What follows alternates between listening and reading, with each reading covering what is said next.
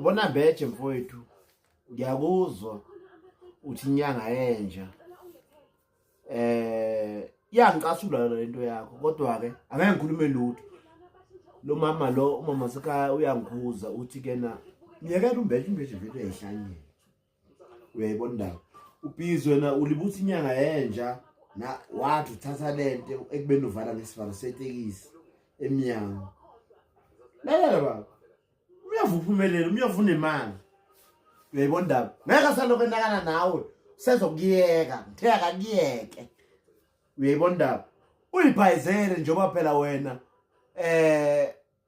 into yazi ukukhuluma ku TikTok. Ngiyibonile ingoma yakho lokhu busy uthi ke izinje eziculayo at the same time ukhuluma ngathi ukhuluma ku TikTok. Ngiyacula baba, akukhulunywa nga TikTok. Uyayibona indaba sengiyakuyeka ngeke ngiloko ngiqobhisana nawe. Uyayibona indaba ngoba ngaba ne-meeting nomalume wakho lapha ehostela eJoshua. Wathi umalume wakho angihoxise lento ngithi ngiyakuhlanyisa, kodwa ke ngiyabona ayihoxisi kanga lento ngoba uyahlanya Mbeje. Akukhuluma ngaqiniso, Mbeje uyahlanya. Uyayibona indaba awuphilile.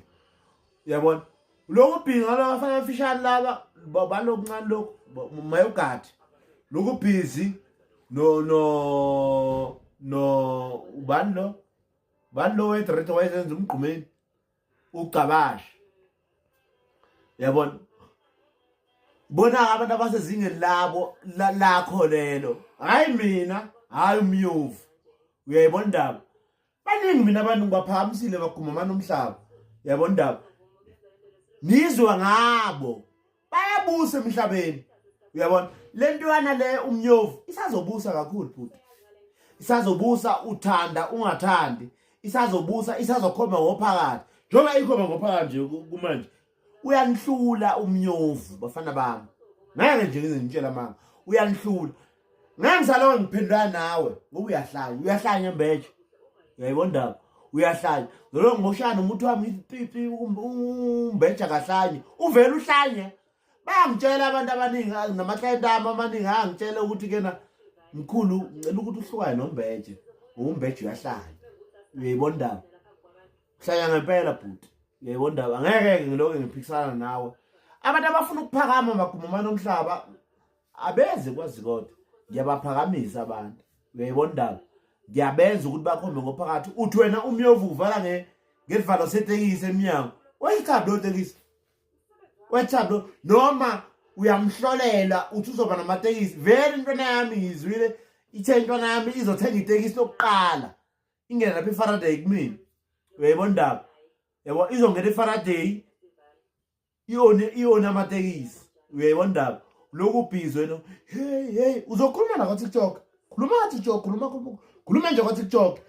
Mina futhi nginyanga mntama. Uyayibona indaba ngiyabezwa abanye bathi ngifuna ukuphakama ngoMbeje. Yini uMbeje? Ngaphakama mina uMbeje esisesikoleni.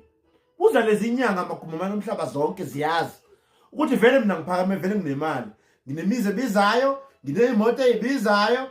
Anginazo isikhathi sokuphakama ngengane, ingane ihlala lapha eJoshua. Ihlophume nje eJoshua sempohlweni ibhizi shendlwa lapha. Uyayibona indaba cabanga ukuthi mina ngaphakama ngawe ungangidakela wena ifusek man. Yabona abantu abafuna ukuza kimi bangifune ku 071 969 2549. Vala ivideo sekwanele enjalo.